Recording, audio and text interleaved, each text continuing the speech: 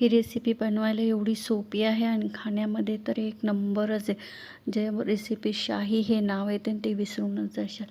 इथे 1 वाटी दूध घेतलेले, दूधमध्ये मी कस्टर्ड पावडर, मिल्क पावडर हे दोन्ही चांगले मिक्स करून घेतलेले। दूध एका साईडला गरम करायला ठेवलेले होते मी, ते साई सगटच गरम करायचं, त्याचा पण एक वेगळा टेस्ट असतो दुधामध्ये। आणि थोडंसं मी इथं केशर मिल्क मसाला येतो तो पण ॲड केलेला आहे।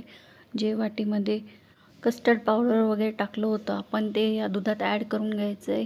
इथे मी 1 वाटी रवा, अर्धी वाटी साखर, साखर तुम्ही तुमच्या अंदाजानुसार घेऊ शकता, पण शक्यतोवर कमी गोडच चांगलं असतं। एका बाउलमध्ये आपल्याला दही, थोडंसं तुम्ही तेल किंवा तूप, मी शक्यतोवर तुपाच वापरते, तुपाचा वेगळा टेस्ट येतो। दही आपल्याला जास्त आंबट घ्यायची नाही आहे, फ्रेश दही टाकायची, कारण ते आंबटपणा पण मुलांना आवडत नाही। ते चांगलं मिक्स करून फेटून घ्यायचं आहे। त्यानंतर जे दूध असतं ते दूध पण थोडंसं त्यात ॲड करून घ्यायचे। शक्यतोवर आपण जो मिल्क मसाल्याचं दूध तयार केलेलं ते थंड करून पण टाकू शकतात, त्याचा पण एक वेगळा टेस्ट येतो।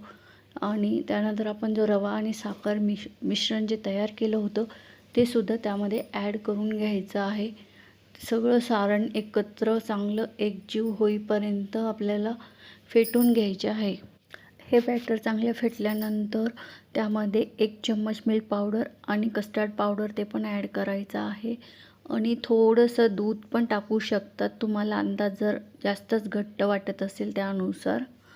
आणि चांगलं मिक्स झाल्यानंतर आपण एका भांड्याला तेल लावून घ्यायचं। बटर पेपर असला तर खूपच चांगलं आहे, तेल नसले तर थोडंसं तेल किंवा तूप लावून थोडंसं त्याच्यामध्ये मैदा टाकून, म्हणजे आपलं केक तिथे चिटकणार नाही।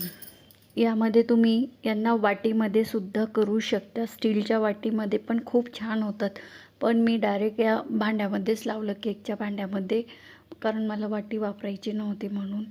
आणि तुम्ही सगळ्यात शेवटी आपण त्यामध्ये बेकिंग पावडर आणि थोडासा खाण्याचा सोडा टाकणार आहोत, त्यामुळे ते चांगलं फुगेल आणि त्याच्यामध्ये जाळी पण छान तयार होऊन जाईल।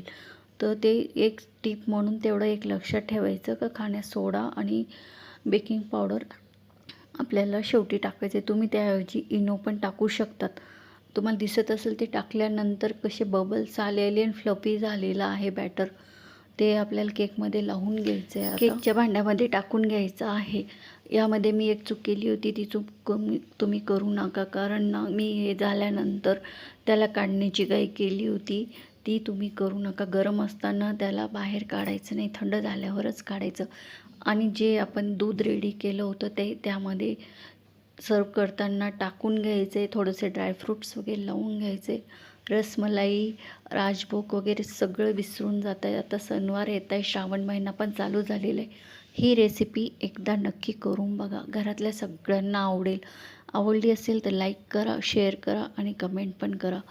खूप खूप आभारी आहे। अशाच रेसिपी मी तुमच्यासाठी आणत जाईल। तुम्हाला आवडलं असेल तर प्लीज नक्की लाईक करा आणि कमेंट करा। थँक्यू।